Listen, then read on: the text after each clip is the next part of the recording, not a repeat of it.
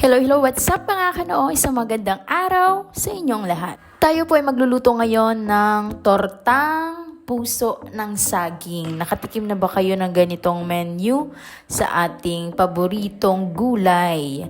Ayan, isi-share namin sa inyo kung paano namin ginawa at niluto ang napakasarap, napakasustansya at malutong na tortang puso ng saging.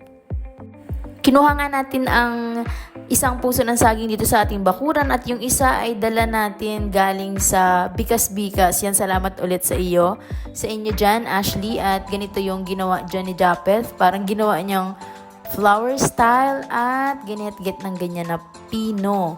Hanggang sa maubos niya at maiwan lang yung pinakang puwet nung puso ng saging. Yan.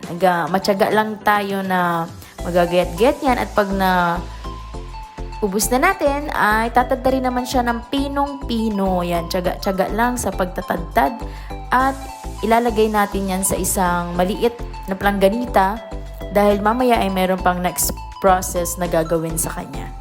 Tapusin lang natin ang paggayat hanggang dun sa ikalawa nating puso ng saging. At pagkatapos, ilalagay na natin ang asin. Ito yung second proseso. Lalamasin siya sa asin. Yan, maingat at madiin na paglamas dahil para lumabas ang dagta. Ayan, unti-unti niyang nilalabas ang dagta. At ayan na nga, lumabas na siya. Ayan, medyo dapat ay ginagandahan natin ang pagpiga para wala nang matirang dagta. Pagkatapos noon, ay alisin na yung dagta at lalagyan na natin ng itlog. Mga 3 buo ng itlog ang ilagay namin para sa 2 puso ng saging. Siyempre, hindi mawawala mga pampalasa. Kung ano yung gusto nyong pampalasa dyan, kagaya ng mga pampasarap, ayan, paminta, asin, at siyempre, para mas maging mabuo siya, or buo yung pagluto, sa torta, nilalagyan natin ng harina. Ayan, pwede naman kayo gumamit din ng crispy fry. If gusto nyo masarap, pwede din yung spicy na crispy fry. Mas masarap yon at perfect dito sa ating tortang puso ng saging. Dagdagan nyo lang ng harina kung sa tingin nyo ay medyo basa pa siya para mas maganda at solid yung pagka-shape natin ng ating tortang puso ng saging kapag siya ay ating ipiprito na mamaya.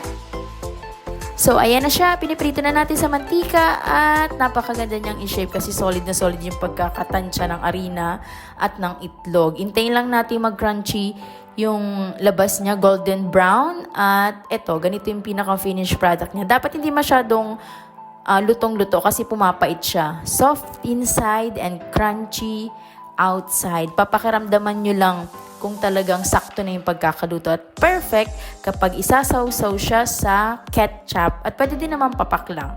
Siyempre, para tipid yung pinagprituhan po natin kanina ng torta, pinagprituhan na rin namin ng isda na inarawan namin nung nakaraan. Ayan, share ko sa inyo sa sunod na video yung aming pag-aarawan or paghingi ng isda para makalibre ng ulam. Maraming salamat sa panonood at sa walang sawang suporta mga kanoo. Huwag niyo po kalimutang i-share at panoorin ng buo ang video na to.